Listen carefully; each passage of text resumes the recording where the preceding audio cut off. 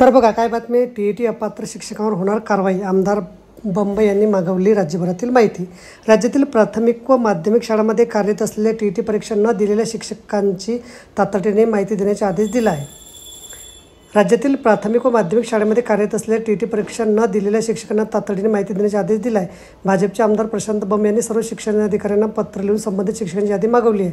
शासकीय शाळांमध्ये शिक्षक पात्रता परीक्षेतून टी दरवर्षी भरती केली जाते. इयत्ता 1 ते 8वीपर्यंत शिक्षक म्हणून पात्र होण्यासाठी परीक्षा म्हणजे किमान पात्रता मानली जाते.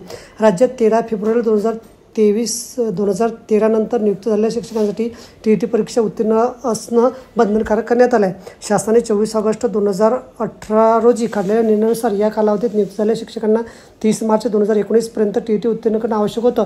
मात्र राज्यातील अनेक शिक्षक आजही पात्रता परीक्षा उत्तीर्ण झाले नाहीत. या पार्श्वभूमीवर प्रशांत बंब यांनी राज्यातील सर्व शाळांमधील टी परीक्षा न दिलेल्या शिक्षकांची यादी शिक्षण अधिकाऱ्यांकडून मागवली आहे. राज्यातील शाळांमध्ये अशा अपात्र शिक्षकांकडून अध्यापनाचं काम सुरू राहिल्याने विद्यार्थ्यांच्या गुणवत्तेवर परिणाम होत आहे. त्यामुळे शिक्षण क्षेत्रातील नियमानुसार पात्रता परीक्षा न उत्तीर्ण झालेल्या शिक्षकावर कारवाई होण्याची शक्यता आहे. तर बघा, अशा प्रकारे अत्यंत महत्त्वाची माहिती आपल्याला समजली असेल. व्हिडिओ सुद्धा आवडल्यास लाईक करा, शेअर करायला विसरू नका. धन्यवाद.